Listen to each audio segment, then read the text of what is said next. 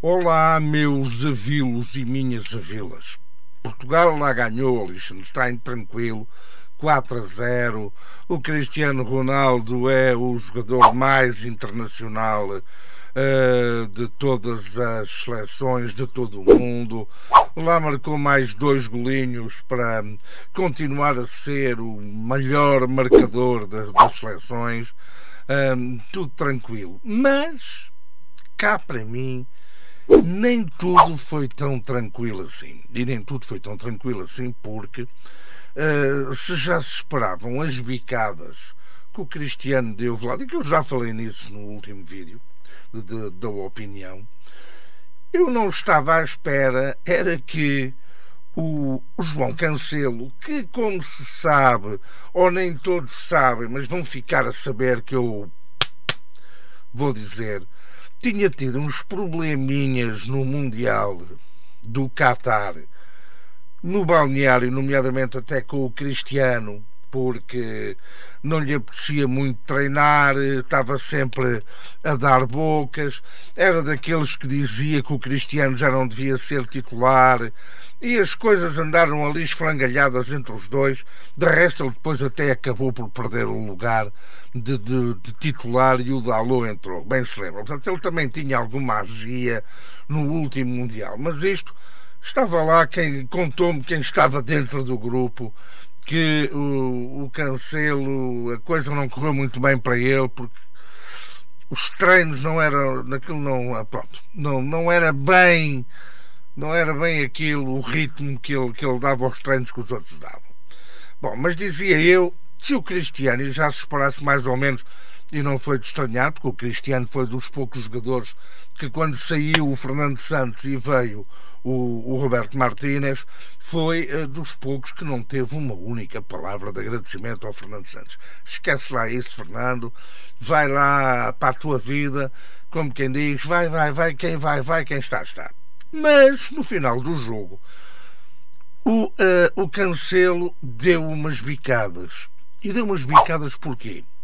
Porque elogiou claramente, e desta vez, contrariamente ao que tinha feito o Cristiano, que não referiu o nome do Fernando Santos, o Cancelo aparece na zona de entrevistas rápidas e diz que temos que elogiar o Fernando Santos, um homem com coração de ouro. Fernando Santos, um coração de ouro para o Cancelo, que deu muito a todos nós. A mim não me deu nada, pelo menos que eu saiba. Deixa-me lá ver se está aqui tudo. Deixa-me ver na carteira se está aqui alguma coisa que ele me tivesse dado. Não. Na carteira também não tenho aqui nada, portanto a mim não me deu grande coisa. Mas disse o Cancelo que todos os portugueses e os jogadores da seleção devem estar gratos porque o Fernando Santos deu-lhes muito. E mais, disse que não devemos ser ingratos. Ora, aqui está, é fácil de perceber que esta cutucada é claramente uma cutucada para o Cristiano Ronaldo. Portanto, as coisas também lá no balneário da seleção também não deve ser aquele paraíso, estamos todos vestais, estamos todos em franca comunhão com os nossos irmãos. Mas pronto, é só apenas e só a minha opinião. De resto, eu também começo a ficar, e contrariamente àquilo que aconteceu nas bancadas de Alvalade, que é natural, Cristiano Ronaldo em Alvalade ainda se vive com aquela coisa das grandes figuras, com a esperança de um dia voltarem, mas ninguém volta. O Figo nunca voltou para o Sporting, e o Cristiano Ronaldo não voltou e não vai voltar. Portanto, vivem sempre também com aquela coisa lá em Alvalade do Dom Sebastião. Esqueçam lá isso, ninguém volta. Nem todos são o Rui Costa, nem todos serão, digo eu, portanto, pessoas que muitos deles colocam o coração à frente da carteira. O Figo não é assim, e o Cristiano também não o estou a ver. Ele preferiu ir para a Arábia Saudita do que vir para Portugal e jogar na Champions com a camisola do Sporting. Mas pronto, isto agora não interessa nada. O que interessa é que viu-se em Alvalade, ou ouviu-se em Alvalade, o Rafael Leão a ser assobiado e o João Mário a ser assobiados, o que não deixa de ser curioso, porque no caso até do João Mário foi o Sporting que não quis exercer a cláusula e ficar com o João Mário. Mas isso não interessa nada, porque infelizmente os portugueses gostam mais dos seus clubes do que gostam da seleção. Eu próprio me confesso, eu pecador me confesso, eu enquanto adepto nunca fui a um estádio ver um jogo da seleção. Todas as vezes que eu fui aos estádios para ver jogos da seleção fui enquanto jornalista, enquanto profissional. Enquanto adepto nunca fui. Portanto, eu próprio me confesso, eu também nunca fui, por assim dizer, um fã indefectível da seleção. Sou daqueles que assumo que gosto mais do meu clube do que gosto da seleção. Porque eu sou dos jornalistas, sabem que eu, como jornalista, eu tenho o meu clube, não é? Portanto, e todos têm. São uns que dizem que não, mas esses são mentirosos. E eu mentiroso não sou. Mas dizia eu, portanto, eu não condeno que as pessoas gostem mais dos seus clubes do que gostem da seleção. O que eu condeno é que depois as pessoas, nas bancadas, transportem esse amor e esse fervor clubista em raiva e em ódio contra jogadores de outros clubes. Apesar de eu não ser grande fã da seleção, eu não me estou a ver, obviamente não me estou a ver numa bancada de um estádio a criticar os jogadores das seleções, até porque há jogadores da seleção portuguesa que eu gostava muito que tivessem jogado ou que jogassem no meu clube. Sei lá, o que eu vou dizer, muita gente vai se atirar ao ar. Eu não me importava nada que o Pepe tivesse jogado no meu clube, não me importava nada de ter o Pepe do meu lado, como não me importava nada de ter tido sei lá, bom, já não falo no Cristiano, mas se calhar eu também não me importava nada de ter tido eu agora não me lembro, mas depois se eu me lembrar eu digo qual é o nome dele, mas pronto, há uma série de jogadores ou do Porto ou do Sporting que eu não me importava nada de ter tido no meu clube, nada. Portanto, mas isto é a minha posição. Curiosamente também há também um leque de comentadeiros que não conseguem esconder o ódio que têm do Cristiano Ronaldo. Eu, quando acabou o jogo, piquei alguns desses programas e são os autênticos passa-pano. Passa-pano é que estão a passar o passinho pano. Passam pano, para além de terem um certo incómodo pelo facto do Fernando Santos não ser, ou melhor, de não ser um treinador português a orientar a seleção.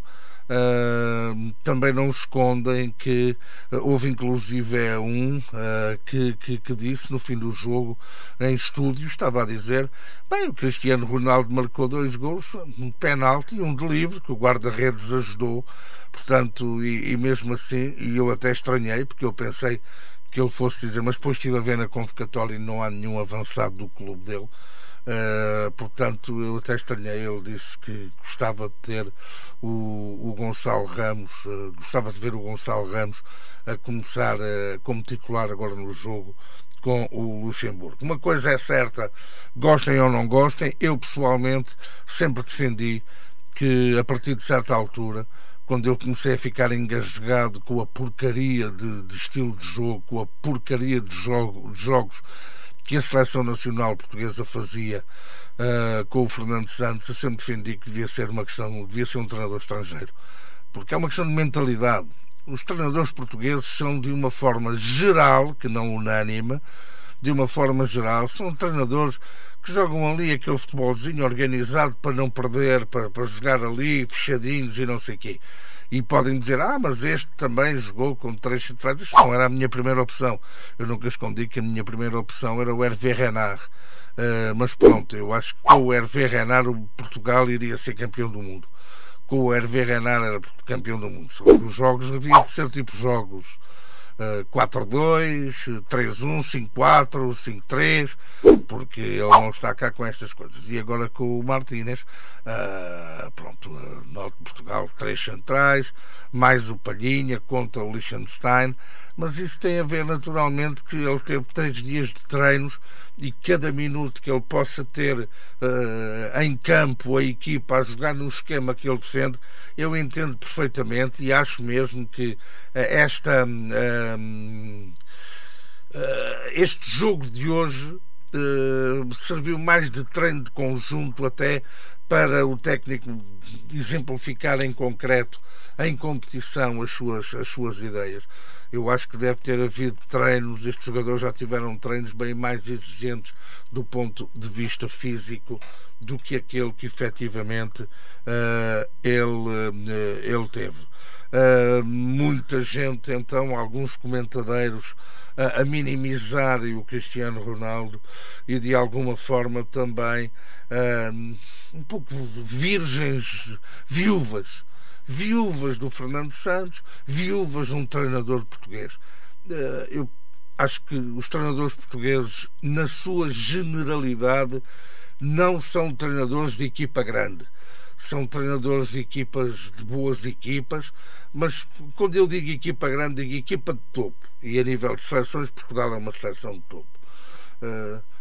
Não vejo muitos, se calhar 1 ou 2 treinadores portugueses que possam ser eventualmente treinadores de Barcelona, de Manchester United, de Liverpool, de Real Madrid, de Brasil. O Brasil também não é uma equipa de topo enquanto mantiver alguma, mas de Alemanha, de França, não estou a ver, de Portugal. Não vejo treinadores portugueses. Os únicos que pudessem eventualmente se treinar a seleção portuguesa ainda não o querem fazer. Portanto, para a história fica que Portugal ganhou, que o Cancelo deu umas cutucadas no Cristiano Ronaldo, e os adeptos do Sporting em Alvalade não conseguem esquecer nem perdoar o Rafael Leão e o João Mário, se bem que, como eu disse, o João Mário, eles é que não o quiseram, largaram, e depois houve quem tivesse pegado. E bem, também não percebo é como é que é a equipa sensação da Champions, a equipa que lidera com 10 pontos de avanço o campeonato português, não teve nenhum jogador no 11 inicial e depois entraram só 2 a 10 minutos do fim. Mas pronto, lá está, é a minha costela de quem gosta mais do clube do que a seleção, mas aceito perfeitamente, porque os jogadores que estão na seleção são de facto todos muito bons, acima da média, e por algum motivo 90% ou mais dos jogadores que estão nesta seleção, nenhum deles joga em Portugal.